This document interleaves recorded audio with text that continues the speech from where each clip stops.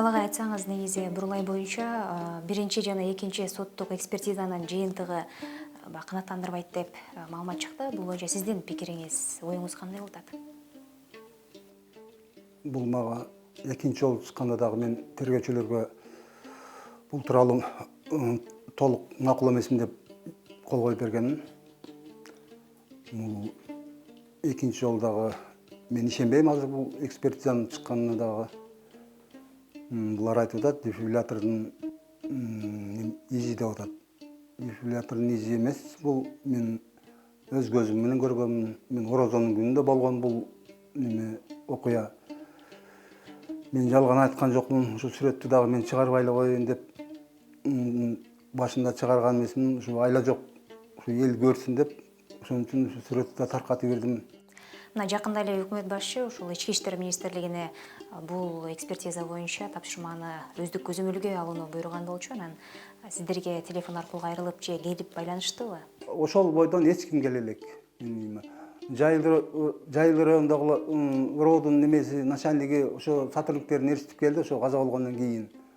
Ошолор келди, ошо кийин Өмүрзаков келди. Андан кийин эч ким келе элек.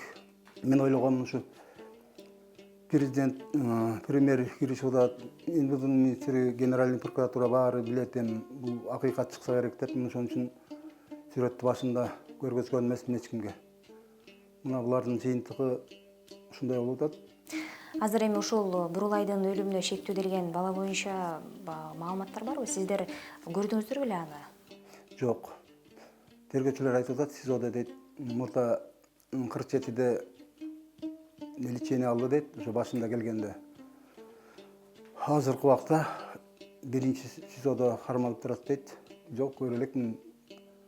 Бирок кечээ звонок кылышты, немеде Жайылда 5-сентябрда бүттү, Жайылда соту болот экен 5-сентябрь күнү. Эми ошону күтүп атабыз, эми сот дагы кандай чечим чыгарат. Тергөөчү айтып атат, бул нерсени доказать этсеңиз эле балага эчтеке кошулбайт. Ушул эле статья менен кетет деп атат. Эми акыркы кадамдар кандай болот сиздер тараптан? Эми мына бүгүн президентке дагы кат жаздым.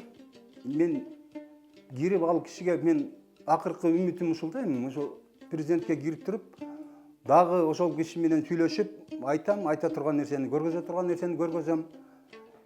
Акыркы үмүтүм ушул президентте эле калды. Башка мен эч кимге ишенбей калдым, чынын айтканда.